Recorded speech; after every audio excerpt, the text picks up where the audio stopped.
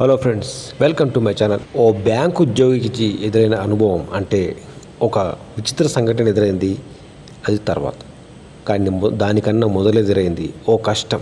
ఈ రెండింటిని తను ఎలా ఎదుర్కొంది, అసలు తనకు వచ్చిన కష్టం ఏంది, తనకు ఎదురైన అనుభవం ఏంది, ఆ విచిత్ర సంఘటన ఏంది అనేది తెలుసుకుందామా? మరి ఈ రెండు తెలుసుకోవాలంటే మనం ఒక్కసారి ఆ దయ్యాల ఆత్మల ప్రపంచానికి వెళ్తే కానీ మనకు అవి తెలియదు. సో ఒకసారి మనము వెంటనే ఆ ఆత్మల లోకానికి వెళ్దాం. వెళ్ళి తొంగి చూస్తే కానీ మనకు అర్థం కాదు. ఓ బ్యాంక్ ఉద్యోగి తనకు బ్యాంకులో జాయిన్ నుంచి తనకు అంటే ఆ జాయిన్ నుంచి ఒక 3 నెలల వరకే తను సంతోషంగా ఉండగలిగింది. కానీ ఆ బ్యాంకులో 3 నెలల తర్వాత క్లర్క్గా ఓ వ్యక్తి వచ్చాడు. ఆ వ్యక్తి ఆమెను చూసి ప్రేమలో పడ్డాడు. ఆ బ్యాంకు ఉద్యోగి చాలా అందంగా ఉంటుంది, చూడ్డానికి అందంగా ఉంది కదా అని చెప్పేసి మాటలతో తాను మెల్లగా కలిగాడు. పర్సనల్ నెంబర్ తీసుకొని ఫోన్ చేయడం మొదలుపెట్టాడు. ఇలా తనకి ప్రేమ అంటే ఏమైనా లవ్లు ఇలాంటి అన్న తనకి భయం. తను మన మాట తప్ప మరొక మాట వినదు. అవమానాలు తప్ప మరొక ప్రపంచం తెలియదు. అలా పెరిగింది. తనకి ప్రేమ అనేది తెలీదు, పరాయి మగవాళ్ళన్నా కూడా తెలియదు. అలా పెరిగింది. జరిగిన కథ ఏంటంటే, ఇలా తరచుగా వాడు ఫోన్ చేస్తూ బాగు చేస్తున్నాడని చెప్పేసి, తరచుగా తనతో మాట్లాడతానని చెప్పేసి, ఎలాగైనా సరే ఇతగాడి నుంచి మనం తప్పించుకోవాలని చెప్పేసి ఆలోచిస్తుంది. అంతలోపు అతను వచ్చి ఎట్లయినా సరే నాకు బాగా నచ్చావు, నేను పెళ్లి చేసుకుంటానని మరొక షాకిస్తాడు. నేను ఇక్కడ ఉంటే నా మెడలో 3 వేసేదాకా వదిలేయాలంటే వీడు, ఈ నెలగానే వదిలించుకోవాలి. నేను బ్యాంకులో జాయిన్ అయిన తర్వాత నాకు ఈ అపశకునం ఏందో అని చెప్పేసి గునుక్కుంటూ ఎలాగో అలాగా బ్యాంకు మేనేజర్తో మాట్లాడి తాను షిఫ్ట్ చేయించుకుంది. అంటే బదిలీ చేయించుకుంది. తాను అక్కడ నుంచి ట్రాన్స్ఫర్ అయ్యాక చాలా దూరంగా ట్రాన్స్ఫర్ చేయించుకుంది, అంటే వేరే బ్రాంచ్లో. అక్కడ నుంచి ట్రాన్స్ఫర్ అయ్యాక ఆ తర్వాత ప్రశాంతంగా మొదలుపెట్టింది. తన తల్లిదండ్రులు కూడా అటే మార్చుకుంది.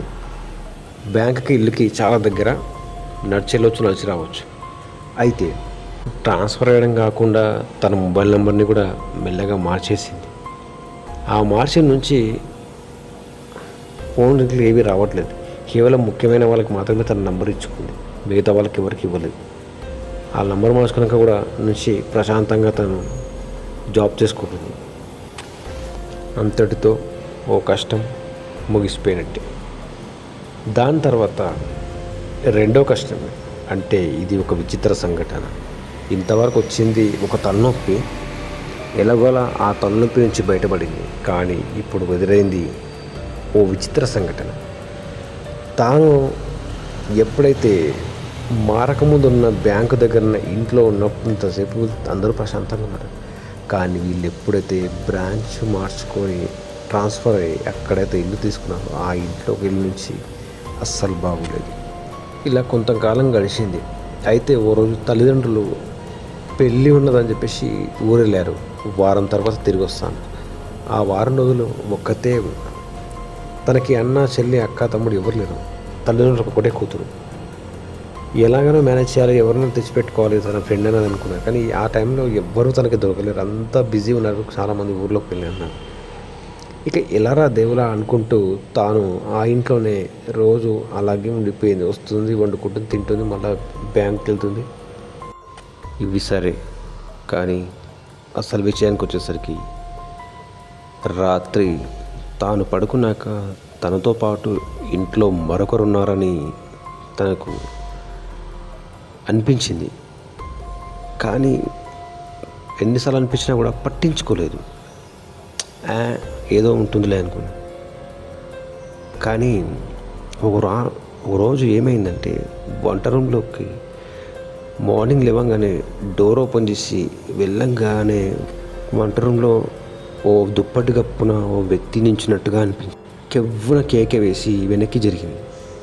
మళ్ళీ చూస్తే ఆ లోపల ఎవరు లేరు. నేను ఇలా ఎందుకు భయపడుతున్నాను, అసలు నేను భయపడుతున్నానా, నిజంగా ఎవరైనా ఉన్నారా అనుకుని, నిజంగా ఉన్నోళ్ళు అయితే మళ్ళీ చూస్తే కనిపించలేరు. లేక దుష్టశక్తులు ఏమైనా ఉన్నాయా అనుకుంటుంది. ఈ లోపల దుష్టశక్తులు ఉన్నాయా లేవా అనేది తర్వాత విషయం.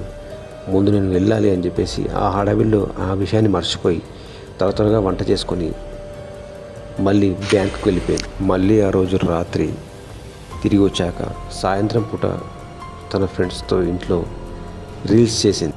రీల్స్ చేస్తూ సెల్ఫీలు ఫోటోలు దిగుతూ ఇంట్లో వాళ్ళు కాసేపు అలాగా సరదాగా ఉన్నారు. ఇక వాళ్ళ ఫ్రెండ్స్ స్నేహితులు వెళ్ళిపోయాక నైట్ డిన్నర్ చేశాక పడుకునే ముందు ఒకసారి మొబైల్లో వీడియోలు ఫోటోలు చెక్ చేద్దామని చెక్ చేస్తుంది. ఆ ఫోటో వీడియోలు చెక్ చేశాక అందులోంచి సరిగ్గా ఈమె నిలబడి డ్యాన్స్ చేస్తుంటే వీళ్ళు డ్యాన్స్ చేస్తున్నప్పుడు వెనకాల రూమ్లోంచి ఓ వ్యక్తి తొంగి చూసినట్టుగా కనిపించింది.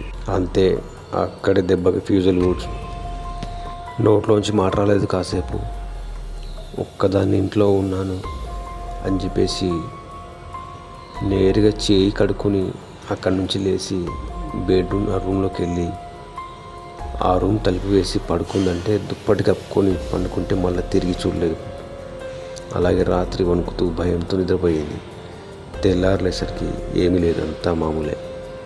మళ్ళేసి ఈ రాత్రి నాకు ఏమవలేదు అని అలాగే కాస్త డల్గా బ్యాంకుకి వెళ్ళింది. బ్యాంకులో మళ్ళీ పని చేసుకుని ఇంటికి వచ్చాక ఆ రోజు నైట్ పవర్ లేదు. చిన్న ఎమర్జెన్సీ లైట్ ఆన్ చేసుకుంది. ఆ లైట్ కూర్చొని ఏవో తనకు స్టోరీలు రాసుకుంటుంది. తాను జీవితంలో చేసిన పనులు జరిగినాయన్నీ రాసుకుంటుంది డైరీలో. అలా రాస్తున్నప్పుడు ఓ వ్యక్తి ఆవ్ అన్నట్టు పిలిచినట్టుగా శబ్దం వచ్చింది. ఎవరు పిలిచారు అబ్బాయి, ఇంట్లో ఉన్నాను. తనకు మళ్ళీ అనుమానం వచ్చింది. ఎవరో ఏందో అనుకుని మళ్ళీ రూమ్లో చుట్టూ చూసింది. అలా నడుచుకుంటూ నెమ్మదిగా ఓ చీకటి రూమ్ ఉంది. ఆ రూమ్ వైపు వెళ్ళంగానే అక్కడ ఏదో వస్తువు జరిగినట్టుగా అనిపించింది. అంతే, లోన ఎవరో ఉన్నారు అనుకొని మెల్లగా వెంటనే ఆ డోర్ని ఎంతో కష్టంగా ధైర్యం చేసి డోర్ని వేసేసింది, గొల్లెం పెట్టేసింది. అంతే, పెట్టగానే ఆ ఇంట్లో లోపల థర్డ్ మన పెద్ద శబ్దం వినిపించింది. అంతే, తన చేతిలో ఉన్న పెన్ను డైరీ అన్నీ కింద పడిపోయి తాను ఒక్కసారిగా కలుదిరి కింద పడిపోయింది. కాసేపు అయ్యాక తిరిగి లేచి చూస్తే తన తల దగ్గర డైరీ కాస్త దూరంలో పెన్ను పడి ఉంది. మళ్ళీ లేచి తన రూమ్లోకి వెళ్ళి దర్వాజాలు వేసుకుని పడుకుంది. ఇంటికి తన తల్లిదండ్రులకు ఫోన్ చేసింది. జరిగిన విషయం చెప్తే అంతా నీ భ్రమ, మేము 2 రోజులు ఉన్నాం, మాకెప్పుడు ఏమనిపించలేదు అంటే, నాకు ఇప్పుడు అనిపిస్తుంది ఏవో శబ్దాలు అవుతాయంటే ఎలుకలో పిల్లులు అయ్యి ఉంటాయి, నీ భ్రమ, నువ్వు భయపడుతున్నావు కాబట్టి నీకు అలా అనిపిస్తుంది అంటారు. వాళ్ళు కొట్టి పారేస్తారు. ఏం కాదులే, 2 రోజులు మేము తిరిగి వస్తున్నాం, నువ్వేం భయపడకంట. మళ్ళీ పడుకున్నాక సరిగ్గా 1 గంటకి ఎవరో వ్యక్తి అంటే వెనకాల తన మంచం పక్కన నించున్నట్టు మెల్లగా తన వీపు మీద చేయివేసినట్టుగా అనిపించింది. వెనక్కి తిరిగి చూస్తే ఏమీ లేదు, కానీ తన వీపు మీద ఎవరో చెయ్యి పెట్టినట్టుగానే ఉంది. ఎడమ చేతో ఆ చెయ్యిని పట్టుకోవడానికి వెళ్ళంగానే మళ్ళీ చెయ్యి తీసేసి, తాను కాస్త ధైర్యవంతురాలు కాబట్టి ఉండగలుగుతుంది, ఎంతైనా కూడా కొంత ధైర్యవంతురాలే, పిరికితనంతో పారిపోయేంత కాదు. కాబట్టి అట్లాంటి అనుభవాలు జరిగినా కూడా ధైర్యంగా వ్యవహరించింది. మళ్ళీ ఆ రోజు రాత్రి అలాగే పడుకుంది. ఏం జరుగుతుందో చూద్దామని. మళ్ళీసరికి తెల్లారింది. నేరుగా డ్యూటీకి వెళ్ళింది. డ్యూటీకి వెళ్ళి మళ్ళీ వచ్చాక ఆ రోజు కూడా తన స్నేహితులను తీసుకొచ్చి నైట్ కేవలం డిన్నర్ చేసుకున్నారు. అంటే వంటలు చేసుకున్నారు, బిర్యానీ వంటలు అవి చేసుకొని 3 తింటున్నారు. తింటున్నప్పుడు కూడా వెనకాల ఈసారి కరెక్ట్గా మనిషి వీరి వెనకాలనే వచ్చి నిలబడ్డాడు. అప్పుడు తెలిసింది అతని రూపం అనేది. తెల్లటి కళ్ళు, నల్లగా వెంట్రుకలన్నీ కప్పేసి వికారంగా ఓ వ్యక్తి నించున్నాడు. వాళ్ళు డిన్నర్ చేసిన తర్వాత ఫ్రెండ్స్ కూడా రోజు రాత్రి ఇంట్లోనే పడుకున్నారు. ఉదయం లేచాక మళ్ళీ ఎవరు అందరూ వెళ్ళిపోయారు. అందరితో పాటు అంటే వాళ్ళ ఫ్రెండ్స్తో పాటు కూడా బయటికి వెళ్ళిపోయింది.